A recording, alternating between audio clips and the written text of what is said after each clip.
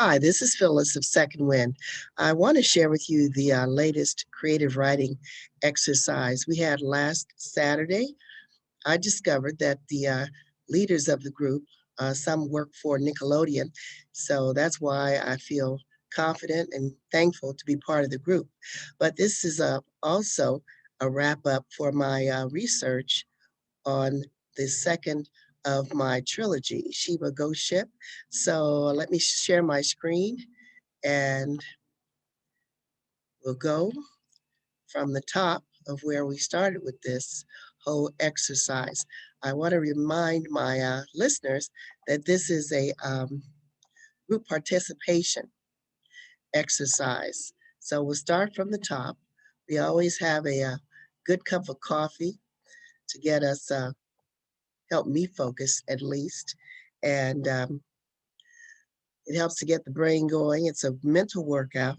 And you start thinking even before you sit in there. Normally, we're given 20 minutes to write. I'm usually done in about 5 minutes. So that's why I'm trying to make these little briefs about 5 to 10 minutes. We roll the dice. Again, it's no gambling. It's just random number selection. I rolled 1, 5, and 8. So they show this on the screen, and we have to quickly select the item, the title for what we're writing about, the story style or genre, and the character description. So my number 1 hits on the topic where the ham water flows. Number 2, that number was 5. I switched to 6, historical fiction. And the third one, number 8, I selected the his brown flannel smelled of cordite, a true hunter's mark, and neither rabbit or duck was safe. So the clock started running. I switched the numbers, and that's what you can do in life sometimes. You don't have to accept what's handed out to you. So I added the parrot. I told them don't bring him over here again, but I think even the parrot can learn something from this, him or her. So let's get rolling. Again, this is the addition to the second trilogy that I produced right before COVID. Everything shut down. So I'm filling in the blank pages, and I want to assure any purchasers that you'll get the complete set with these notes, my podcast, as well as the original content with some great pictures I managed to research right before COVID lockdown from the Getty Research Institute. So I want to remind the listeners that this is the basis for my story as well as the research. Many years ago, I mentioned earlier, I used to sail when I was 16 years old, not aware of, or I guess at that age, you really don't consider the risks. And I even considered becoming an oceanographer. And recently, a presenter from the Woods Hole Science Lab on the East Coast mentioned that only 8% of the ocean has been discovered. So we actually know less about the ocean than we do, I believe, in some parts of outer space. So this is a picture of the Earth without water. There's deep canyons, there's deep crevices. And if you put this on a grid and mark off 8%, that would probably be only corner, the upper corner of this map. The rest has yet to be discovered or researched. We have satellite images, but again, I discovered and started the Sheba Ghost Ship based on the understanding that at least 3 million ships are sunk at the bottom of the sea.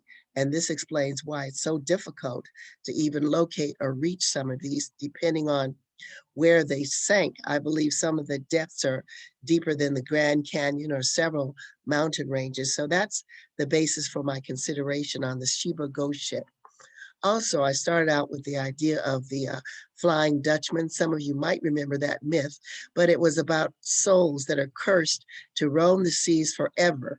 And it's a basis for many ideas, and it inspired some of my thinking about Sheba Ghost Ship. But my story, I'm changing the narrative because it's dealing with a lot of people of color, if you want to call it, who've lost their lives, souls that are basically unclaimed, un um, unaccounted for in our history of the seafaring globe. Remember again, only 8% of the ocean is currently discovered. So I discovered that there are actually ghost ships out at sea. This is another image of what I saw when I did sailing. And just to get your mind thinking about the idea of being at sea for months and months, lost basically without any rescue. So this is an audience participation presentation. When you see a section marked off in green, I'll point it out.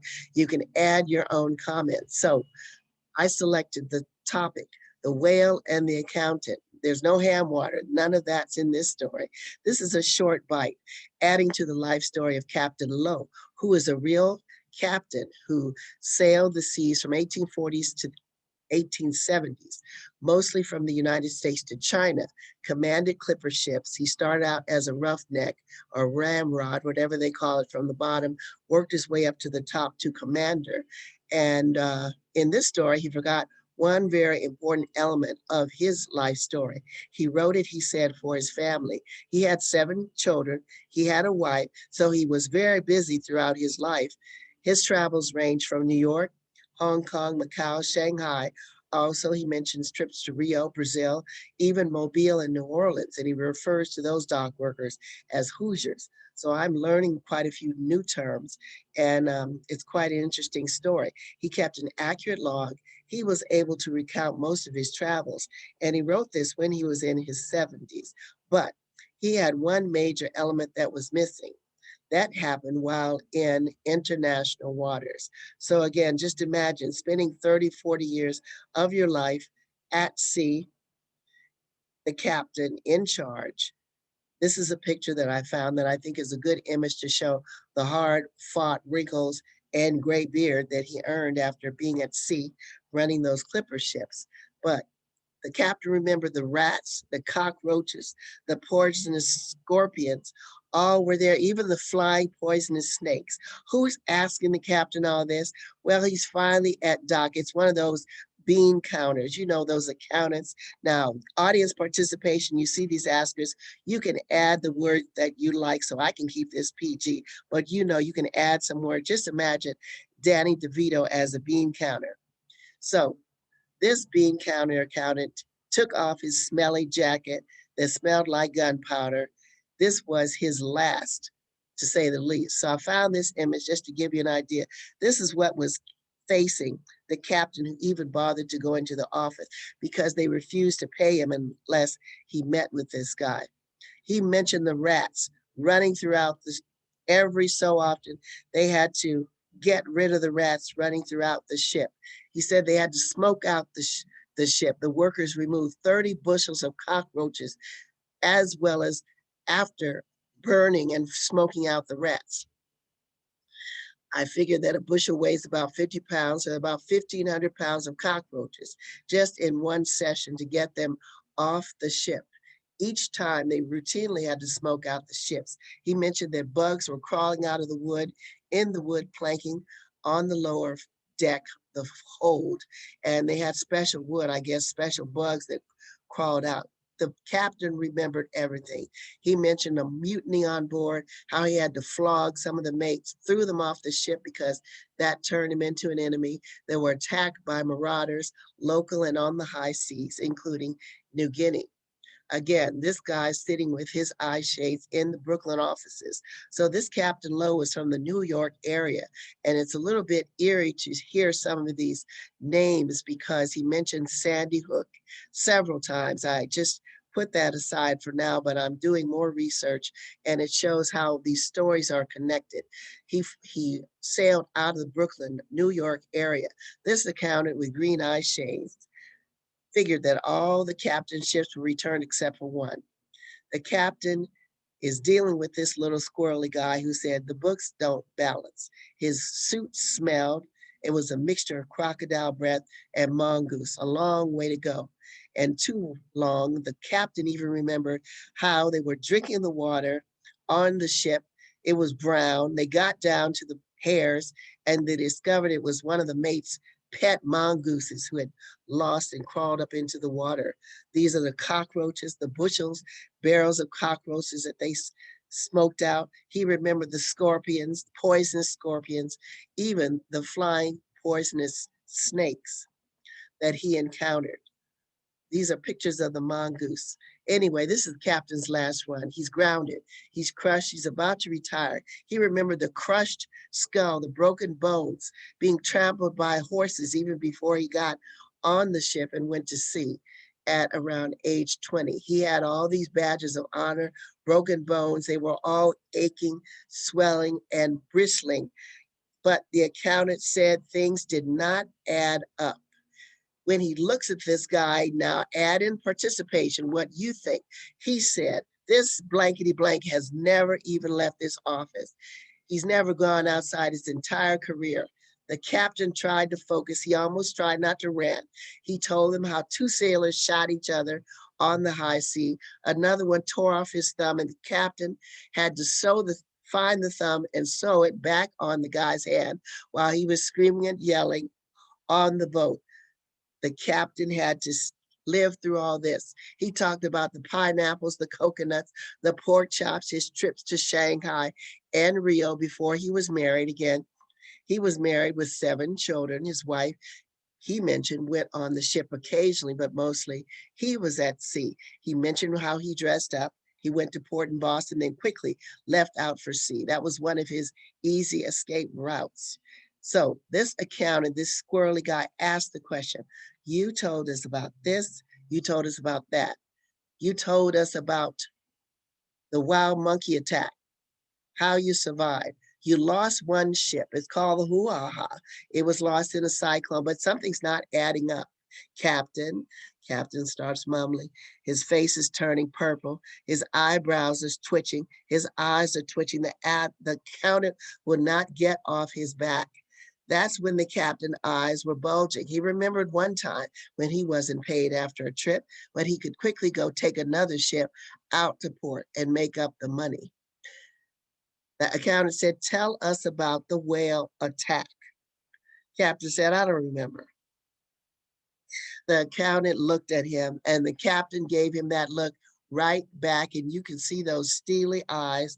Imagine twitching, turning, face turning purple. Yeah, the accountant said you ran those opium ships out of New York to China, tried to compete and beat out the Brits, who were also in the opium trade around that time. You tried to outrun them. You wrote about it in your book.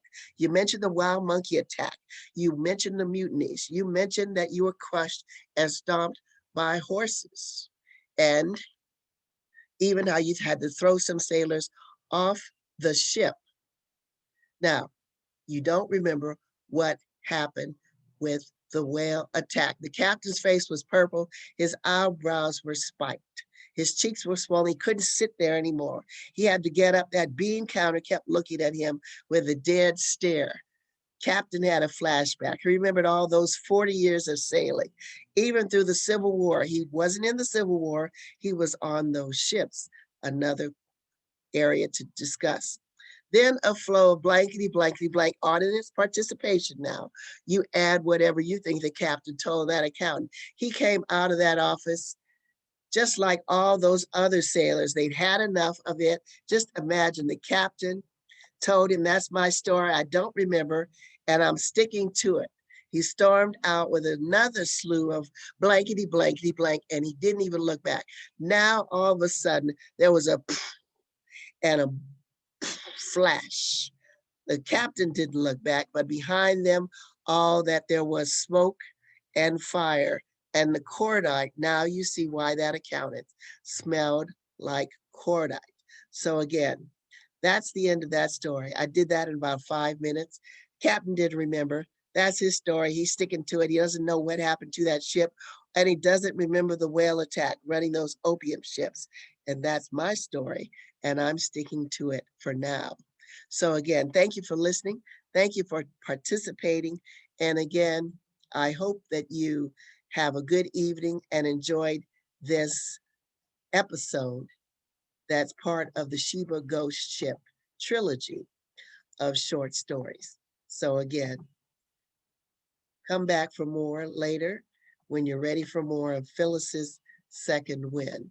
Thank you for listening.